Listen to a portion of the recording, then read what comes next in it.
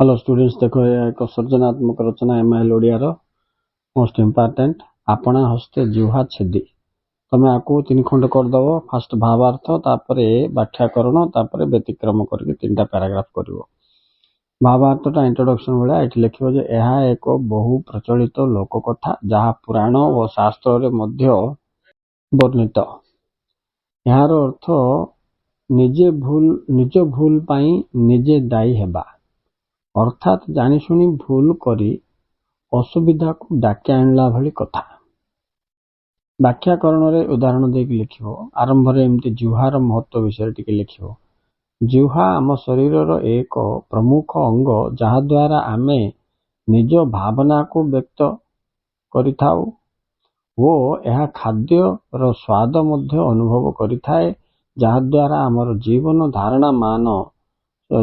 धारणा करिबारे साहाय्य होइथाए। किंतु यह को भूल व्यवहार करिबा द्वारा आमे विभिन्न विपत्ति बा असुविधा रे पड़िथाउ।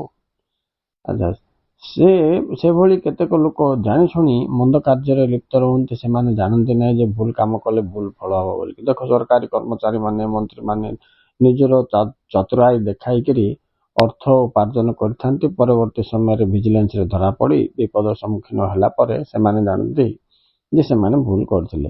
सेही परी देखिबा जदि भंड बाबा माने किभली लक्ष लक्ष लोक को निज आड़े आकृष्ट करी धन संपत्ति अर्जन करती। परवर्ती समय रे से माने लोक लज्जार शिकार होइथांती। जेमति कि तमे सारथी बाबा कथा मध्ये जानथिबो, एभली अनेक अछंती। अच्छा, तापरे और गोटे भी उदाहरण दे पारियो तमे।